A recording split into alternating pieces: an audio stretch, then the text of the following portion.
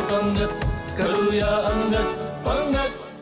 Hello hi नमस्कार, मी सायली देवधर आणि मी chef Shantanu. तुम्हा सगळ्यांचं मनापासून स्वागत करतो तुमच्या लाडक्या कार्यक्रमात अर्थातच अंगत पंगत. कसं आहे ना, केल्याने होता आहे रे आधी केलेची पाहिजे ही म्हण आपण ऐकलेली आहे. खूप कष्ट केल्याशिवाय आपल्याला काहीही मिळत नाही. आज आपण अशा एका व्यक्तीला भेटणार आहोत जिने लहानपणापासून जिद्दीने ठरवलं मला काय करायचंय आणि ते तिने साध्य केलंय. म्हणूनच आजचा आपला एपिसोड ना स्पेशल असणार आहे. हो, आता ती व्यक्ती कोण असणार आहे मी तुम्हाला सांगणार आहे, पण त्याआधी शेफ आपण सुरुवात करूया आपल्या आजच्या पहिल्या रेसिपीला. आज मी दम देणार आहे तुला सायली. का दम द्यायचं मन आहे मला, कारण तू ऐकत नाहीयेस.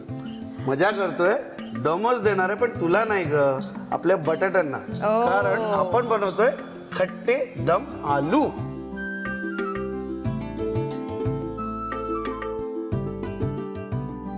खट्टे दम आलू. वा, नाव तर खूप गोड आहे. चला, खट्टे दम आलू बनवण्यासाठी काय साहित्य लागणार आहे ते पाहूया. तर हे बटाटे आहेत ना, ते छोटे बटाटे येतात ना, बेबी पटेटो. बरोबर. त्याला आपण घेतलंय, अर्धवट त्याला उकळून घेतलंय आणि 50% कच्चे ठेवून मग त्याला आपण तळलंय. पण तळलंय हाय हीट वरती, म्हणजे मंद आच नाही ठेवायची, एकदम हाय फ्लेम करायची आणि फक्त बाहेरून कलर आला पाहिजे, कारण जेवढं कच्चे असतील ते आपल्या ग्रेव्हीत शिजतील. तर हे बेबी पटेटो. मग दही आहे, खट्ट म्हणून दही, दालचिनी, कोथिंबीर, लवंग, गरम मसाला, हिरवी वेलची, मीठ तो अपना है ही, लाल तिखट, हळद आणि जिरं. चला मग खट्टे दम आलू बनवायला सुरुवात करूया. सगळ्यात आधी काय करायचं? थोडस तेल घ्यायचं किंवा तूपही घेऊ शकता तुम्ही. आपण तेल घेऊया. तर पुढे घेऊन जाऊया डिशला. तेल गरम झालं की थोडीशी दालचिनी. ओके.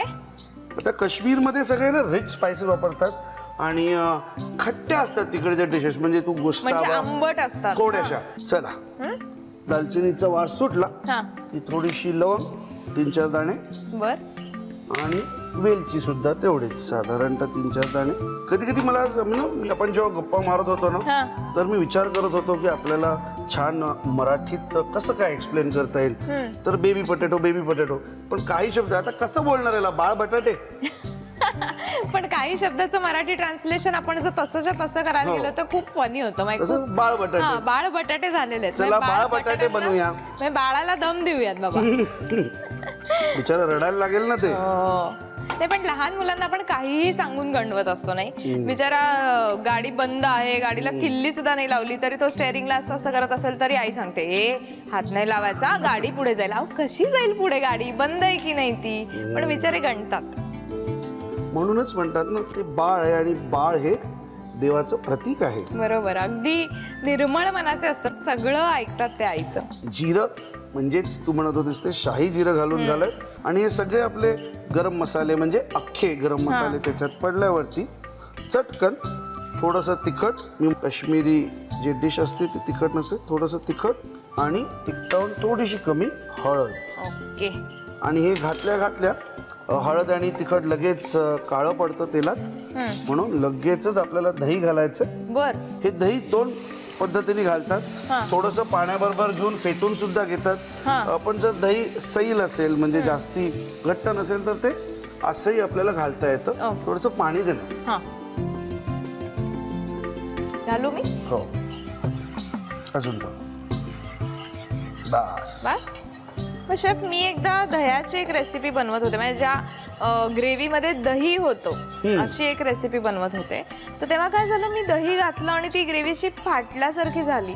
तर तसं कशामुळे होतं आणि तसं झालं तर आम्ही काय करायचं? दही बरेचदा जेव्हा गरम होतं तेव्हा फाटतं, म्हणून दह्याबरोबर थोडंसं बेसन, अर्धा चमचा किंवा अगदीच काय नाही कॉर्नफ्लॉर, मैदा, हे नेहमी कुठल्याही ग्रेव्ही मध्ये घालावं, त्यांनी दही फाटत नाही. अच्छा, म्हणजे दही घालायच्या आधी आपण ते दह्याबरोबर मिक्स केलं तरी चालतं. वा. तर ह्याला आता एक छान उकळी होते.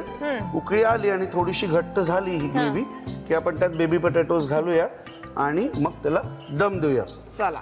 पण सांगायचं राहिलं, बेबी पटॅटोजच पाहिजे असं काही नाही. आपले बटाटे घेऊन जर त्याचे मोठे मोठे तुकडे केले तेही चालतात. बेबी पटॅटोज मध्ये आणि आपले नॉर्मल जे मोठे बटाटे असतात त्याच्यात शिजण्यामध्ये काही फरक पडतो नाही, का ना? फारसा काहीच फरक नाही. काहीच नाही ना. अच्छा. फक्त बटाट्यांमध्ये आणि म्हणजे एका बॅचच्या बटाटे आणि एका बॅचच्या बटाट्यामध्ये फरक असतो. बेबी पटॅटोज आणि मोठ्या बटाट्यात तसा आकाराशिवाय एवढा फरक नसतो. हा. पण बटाटे दोन प्रकारचे असतात. इंग्लिशमध्ये त्याला वॅक्सी पटॅटोज आणि मिली पटॅटोज म्हणतात. बर, वॅक्सी पटॅटोज म्हणजे ते जसे गुळगुळीत असतात ते, आणि मिली म्हणजे काही असतात ज्याची सालं ऑलरेडी थोडीशी आपण घ्यायच्या आधीच निघालेली असतात, असं काही आहे का? नाही, असं वॅक्सी म्हणजे काय माहिती, जे नवीन असतात बटाटे हा. त्याचे ते वॅक्सी असतात. म्हणजे ओले बटाटे म्हणा किंवा नवीन बटाटे. जसा बटाटा जून होतो त्याच्यातलं स्टार्च कमी होत जातं आणि ते मिली बनतात. अच्छा. त्यामुळे कुठल्या गोष्टीसाठी कुठला बटाटा वापरावा हे नेहमी बघायचं. आणि उकळी आली आता ह्याला? तर छान उकळी आलेली आहे. ही रेसिपी आहे ना, घट्ट पण बनवतात आणि काही लोक थोडीशी पातळ पण बनवतात. बर. तर आपण मीडियम बनवूया. तर साधारणतः आपण म्हणूया अर्धा किलो बटाटे सोलून एवढे बटाटे आहेत माझ्याकडे. आता त्यात चटकन 2-3 गोष्टी, गरम मसाला, मीठ, थोडीशी कोथिंबीर, बाकीचे पण वरतून टाकूया डिश झाल्यावरती. ओके. और अब देते उसको दम. हा. आणि हा मसाला आपण मिक्स नाही करायचा आत्ताच. मसाला म्हणजे ते दही झालेलंच आहे. आता थोडस मिक्स नाही, हा जो वरतून जो टाकलाय तो ना, तो राहू दे तसंच आता. बर. कारण तो तसाही मिक्स होणार. दही उकळत आहे. तर आता छान दह्याला दम देतोय. त्यात बटाटा आहे. बटाटा थोडस दही आणि पाणी शोषून घेईल आणि आपली जी ग्रेव्ही आहे ती थोडीशी दाट होईल. वा, चला 4 ते 5 मिनिटात मस्त दम दिला जाणार आहे या बटाट्यांना आणि मग आपली डिश तयार असणार आहे. 3 ते 4 मिनिटं झाली असेल आपली ग्रेव्ही. हो, झाली असताना लई दम भरलाय मी, कारण बटाट्यांना आता मस्त उकळताना तर दिसते मला. आता वाफ काढूया त्याची. आ हा हा हा हा हा. मस्त. कलरही किती छान आला ना. रंग म्हणजे वासात सुद्धा थोडस असं आंबटपण आहे त्या दह्यामुळे. आणि बघ, मी म्हणत होतो ना मगाशी की दही सगळं जे पाणी आहे दह्यातलं ते बटाटे शोषून घेतील म्हणून. तर बटाट्यांना दम दिल्यावर ते ऐकतात ते माझं. आता थोडीशी कोथिंबीर आणि रेसिपी तयार. वा, क्या बात है. एकदम मिक्स. सगळे गरम मसाले वगैरे शिजलेत. आहा.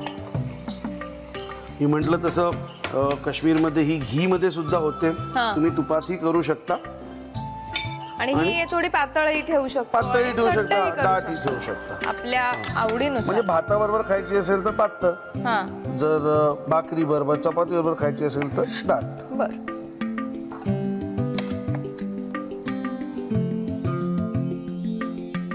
मस्त दम आलू तयार छे.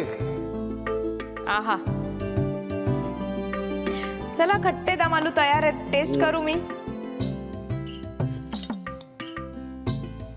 आवडतीलच, पण नाही आवडलं तर मला दम नको करू.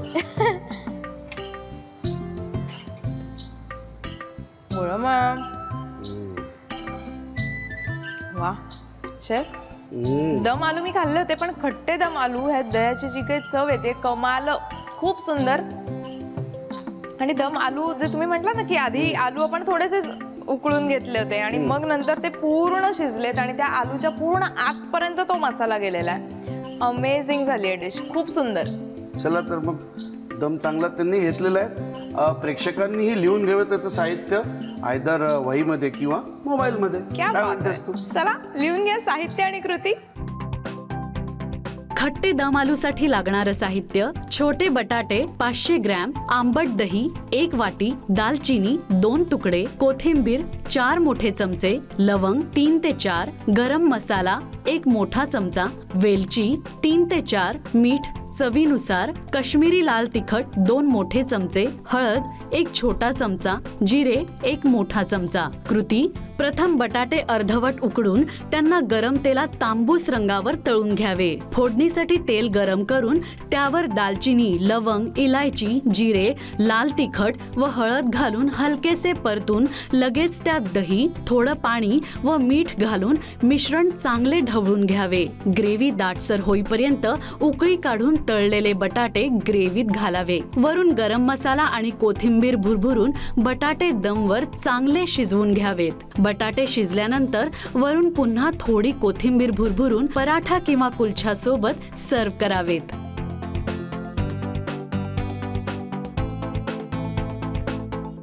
मी तुम्हाला म्हटलं होतं ना, आजचा एपिसोड खास असणार आहे, कारण आज अलिबागवरून आपल्याकडे पाहुणे येणार आहेत. चला तर मग स्वागत करूयात आपल्या आजच्या पाहुण्यांचं, कविता भिंगारडे हिचं. कविता, नमस्कार. नमस्कार. तुझं खूप खूप स्वागत आहे अंगत पंगत मध्ये. थँक्यू. कविता, कसं आहे की इथे जो कोणी पाहुणा येतो त्याच्याबद्दल मला तर माहिती असते, पण आपल्या प्रेक्षकांना आपण थोडा अंदाज देऊयात. मी असं ऐकलंय की अलिबागला एक टुमदार तुमचा बंगलो आहे आणि समुद्र किनारा लाभलेलं असं हे अलिबाग आहे, तर काय नक्की मला सांगशील? ॲक्च्युली माझे बाबा आहेत, त्यांना खूप खाण्याची खूप आवड आहे. तर त्यांना नेहमी वाटायचं की आपण इतकं छान खातो तर लोकांना का घालू नये हे खायला. अगदी बरोबर आहे, खूप चांगला विचार आहे. हा, तर त्या विचारातून हे आमचं काय म्हणतात गेस्ट हाऊस आम्ही सुरू केलं. वा. 1998 साली. 1998 पासून हो. अजून आता तू बघतेस सगळा तिथला कारभार? ऍक्च्युली आता माझा भाऊ आणि वहिनी बघतात. बर. आणि खरं तर आज इथे माझ्या जागी माझी आई असायला पाहिजे होती, कारण आई वडिलांनी सुरू केलं. पण आत्ताच काही दिवसांपूर्वी माझ्या भावाला मुलगा झाला. ओ. त्या सगळ्या गडबडीत तिला येता आलं नाही. अच्छा, बर. पण काही हरकत नाही, तू तर आलेली आहेस, आता आम्हाला तू सगळे किस्से सांगणार आहेस, सगळे किस्से आपल्याला ऐकायचे आहेत. पण त्याआधी आपण बघूयात आजची रेसिपी काय असणार आहे. हो, आज आपण करणार आहोत बोंबलाचं भुजणं. बोंबलाचं भुजणं? हो. बर, बापरे, कुठली नक्की रेसिपी आहे? भुजणं हे मी खूप जणांकडून ऐकलं नाहीये, हा, पण मी ही पण नाही माझ्या ऐकलं. आईची अशी स्पेशल रेसिपी म्हटली जाऊ शकते. बर, म्हणजे तुम्ही घरी हे रेग्युलरली बनवता? हो हो म्हणजे पारंपरिक घरची ही चालत आलेली रेसिपी आहे असं म्हणू शकतो हो, आपण याला? असं अगदीच म्हणू वा, शकतो. आईने तुला शिकवली. बाबाही तुमचे ह्या फील्ड मध्ये आहेत म्हणजे हो. हॉटेल आणि ह्या सगळ्या गोष्टी तेही सांभाळतात? हो, म्हणजे आमचं हे जे हॉटेल आहे हा. ते अगदी काय म्हणतात फॅमिली बिझनेस म्हटलं तरी चालेल, कारण म्हणजे आई वडील, त्याच्यानंतर मला समज आल्यानंतर मी पण तिथे मदत करायची. हो. माझा भाऊ असायचा. हा. सो फॅमिली रन बिझनेस आहे आमचा. क्या बात आहे, वा वा वा. चला मग बोंबलाचं भुजणं बनवण्यासाठी काय साहित्य लागणार आहे ते पाहूया. हो, आपल्याला लागतील बोंबील, हा, कांदा, टोमॅटो, चिंचेचा कोळ लागणार आहे आपल्याला आंबटपणासाठी. हा आमचा मसाला आहे जो आम्ही रेग्युलर सगळ्या जेवणामध्ये हाच वापरतो. बर. मग त्याला कुठला मसाला म्हणू शकतो आपण? हा कोकणी मसाला आहे आमचा. म्हणजे जसा की आता कोल्हापुरात गेलं की कोल्हापूरची कांदा लसूण चटणी येते, बरोबर. तसा हा आमचा कोकणी रेग्युलर मसाला आहे. सगळ्या जेवणात हा जनरली आम्ही हाच वापरतो. ओके. त्याच्यानंतर आहे आपल्याला लागणार आहे आलं लसूण पेस्ट, हळद आणि मीठ. वा, चला साहित्य सगळं जमा झालेलं आहे. फार थोडं साहित्य आहे, पण रेसिपी मोठी आहे का? नाही, रेसिपी पण अगदी सिंपल साधी आहे, वा, पण वा, खूप वा. चवदार आहे. चला मग कृतीकडे वळूया. सगळ्यात आधी काय करायचं आपण? आपल्याला ना बोंबील मॅरिनेट करून घ्यायचं, तर त्याच्यासाठी मला एक छोटासा बोल लागेल ओके. ज्याच्यामध्ये आपण मॅरिनेट करू एक शकतो. छोटासा बोल मी तुला देते. हो, चालेल. आणि एक चमचा. एक चमचा. तू फक्त सांगत राहा काय हवंय, मी देत हो राहते. हो, चालेल. असं थोडी थोडी मदत मी केलीच आता हे पाहिजे. बोंबील आपण ह्याच्यामध्ये घालून घेऊया. सगळे हा, साफ केलेले आहेत. ह्याच्यामध्ये थोडीशी हळद, थोडं मीठ, आलं लसूण पेस्ट. हा, आलं लसूण पेस्ट आणि जी चिंचेचं कोळ आहे हा. ना, ते थोडं सी फूड मध्ये थोडं जास्त घालावं लागतं, बर का? कारण थोडं उग्र असतं बरोबर. सी फूड जे हा, आहे. हा. तर ते काय म्हणतात त्याचा उग्रपणा थोडा कमी कमी करण्यासाठी आलं लसूण पेस्ट आणि चिंच ही खूप गरजेची असते. अच्छा, म्हणजे शेफ मला नेहमी सांगत असतात की कुठलाही आंबट पदार्थ एक त्याच्यामध्ये गेला पाहिजे, तर मला वाटतं हे चिंच आपण त्यासाठी वापरतो की त्याचा उग्रपणा जो असतो तो थोडासा कमी होईल. आणि हा मसाला. वा.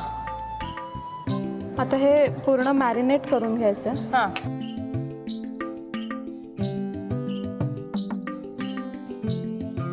तर हे आपलं मॅरिनेशन झालेलं आहे. जितका जास्त वेळ करू तितकं चांगलं, पण ठीक आहे, काही हरकत नाही. आपण आता फोडणी करून घ्यायची कांदा टोमॅटोची आणि त्याच्यावर हे घालायचं असतं. बर, मग आता आपण हे थोडा वेळ साईडला ठेवूया, तोपर्यंत फोडणी करून हो, घेऊया. चालेल. चला, आता तेल तापलंय. हो, आपण आता ह्याच्यामध्ये फोडणी करून घेऊया. थोडं हिंग घालायचंय आणि मग त्याच्यावर कांदा. कांदा जितका जास्त तितकं चांगलं. आणि तो आता थोडासा फ्राय करायचा आहे थोडा. बर, किती वेळ करायचा? त्यामुळे आपण नेहमी जसं थोडासा कांदा लालसर त्याचा- होईपर्यंत. लालसर होईपर्यंत भाजायचा. मग मला सांग की आता अलिबागला आम्हाला तर आवडतंच जायला, पण आम्हाला कधीतरीच यायला मिळतं. एवढं सुंदर समुद्र किनारा आहे, एवढं छान, म्हणजे बालपण तुमचं तिथे गेलंय. त्या छान बालपणीचे काही असे वेगळे किस्से आहेत तुला आठवतात ते? वेगळे किस्से म्हणजे मला हे म्हणजे असं मेन्शन करायला नक्कीच आवडेल की आता सगळेजण मुंबई पुण्यासारख्या शहरांमध्ये राहतात. माझं एक खूप काय म्हणतात, मी मला स्वतःला भाग्यवान समजते की मी असं टुमदार घरामध्ये, वाडी असलेल्या जागेमध्ये लहानाची मोठी झाली. तर ते मला कायम असं जाणवतं की ते खूप मी नशीबवान आहे की मला तसं बालपण जगायला मिळालं. बरोबर. मग बऱ्याच गोष्टी मला वाटतं तुम्ही तुमच्या बागेत ज्या होत असतील त्याच जेवण बनवताना वगैरे वापरता? हो हो, अगदी अगदी. वा, क्या बात आहे. मग तुमच्या आता कॉटेजमध्ये जे लोक राहायला येतात त्यांना कसं वाटतं, किंवा त्यांचा काही असं स्पेशल अभिप्राय एखादा तुला आठवतोय? हो, अगदीच. कारण कसं आहे की आमची स्पेशालिटी जी आहे ती सी फूड ही आमची स्पेशालिटी आहे. आणि मग आमच्याकडे येणारे जे गेस्ट्स आहेत तेही त्यासाठीच येतात. म्हणजे रादर माझे बाबा म्हणतात की आम्ही राहण्याचे पैसे घेत नाही, आम्ही खायला जे देतो त्याचेच पैसे घेतो. वा, क्या बात आहे. आणि खायचे पैसे अगदी आनंदाने देत असतील ते. तर तुझी काय स्पेशालिटी आहे? म्हणजे तू कुठले पदार्थ छान बनवतेस जास्त? माझी स्पेशालिटी म्हणजे मी म्हणेन की माझ्या आईची जी स्पेशालिटी आहे ना तीच माझी स्पेशालिटी आहे. म्हणजे जसं की आज मी हे भुजणं बनवते, किंवा बोंबलाचा हिरव्या वाटणाचा रस्सा आम्ही बनवतो. ते कधी म्हणजे खूप क्वचित ह्या गोष्टी ऐकायला मिळतील तुम्हाला. तीच माझी स्पेशालिटी असं म्हणलं तरी हरकत नाही. वा वा वा. कांदा परतलाय? हो, कांदा परतलाय. आता आपण ह्याच्यामध्ये थोडा टोमॅटो घालूया. वा. तर ह्याच्यामध्येही आपण ना थोडंसं आलं लसूण आणि थोडीशी चिंचेची जी पेस्ट आहे ती घालूया. साधारण अर्धा चमचा. ओके. आणि थोडी चिंचेचा कोळ.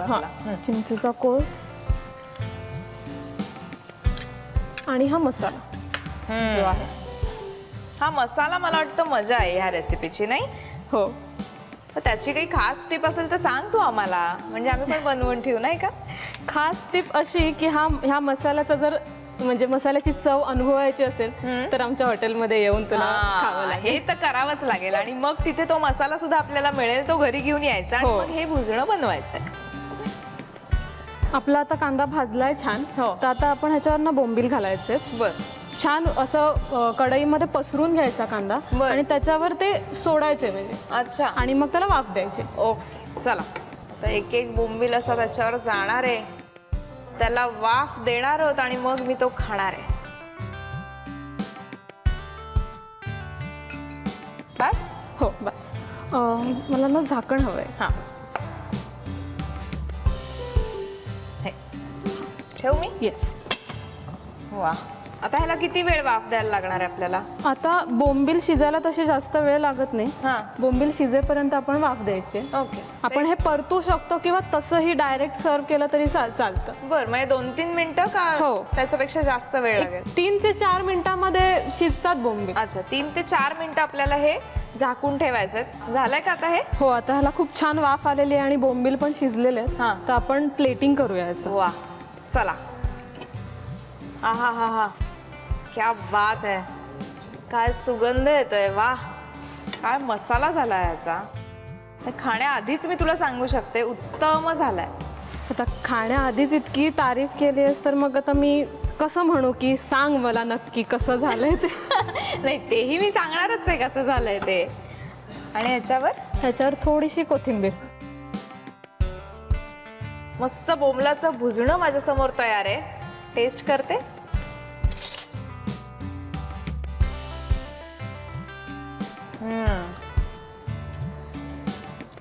क्या बात आहे. जो कोकणी मसाल्याचा स्वाद आलेला त्याच्यात, आहा हा, कमाल. आणि इतके छान बोंबील मी आधी कधीच खाल्ले नव्हते. खूप सुंदर झाली रेसिपी. थँक्यू. मित्रांनो, हे बोंबलाचं भुजणं घरी करून बघायचंय आणि त्यासाठी पटकन साहित्य आणि कृती लिहून घ्यायची आहे. बोंबलाचं भुजण्यासाठी लागणारं साहित्य: ओले बोंबील 8 ते 10, बारीक चिरलेला कांदा 1 वाटी, बारीक चिरलेला टोमॅटो 1 वाटी, चिंचेचा कोळ 1 वाटी, कोकणी मसाला 2 मोठे चमचे, हिंग 1 छोटा चमचा, आलं लसूण पेस्ट 1 मोठा चमचा, हळद 1 छोटा चमचा, कोथिंबीर 4 मोठे चमचे, मीठ चवीनुसार. कृती: प्रथम बोंबिलांना हळद, मीठ, आलं लसूण पेस्ट, चिंचेचा कोळ व कोकणी मसाला लावून मॅरिनेट होण्यासाठी ठेवावेत. फोडणीसाठी तेल गरम करून त्यावर हिंग व कांदा घालून खरपूस भाजून घ्यावे. त्यामध्ये टोमॅटो, आलं लसूण पेस्ट व चिंचेचा कोळ घालून मसाला शिजवून घ्यावा. त्यावर बोंबील ठेवून 5 मिनिटं शिजू द्यावे. वरून थोडी कोथिंबीर भुरभुरून तांदळाच्या भाकरीसोबत चविष्ट बोंबलाचं भुजणं सर्व्ह करावं. कविता, आज तू इथे आलीस आणि एकटी आली नाहीस, अख्खं अलिबाग इथे तुझ्यासोबत घेऊन आलीस. एवढं सुंदर बोंबलाचं भुजणं मला खायला घातलंस त्याबद्दल थँक्यू सो मच. थँक्यू. मंडळी, आपल्याला रोज नवनवीन पदार्थ शिकायचे आहेत. हो, पण मी तुम्हाला सांगते तसं घरी वेगवेगळे पदार्थ बनवायचे थांबवू नका. रोज नवनवीन पदार्थ बनवत राहा, ते खात राहा आणि पाहत राहा अंगत पंगत.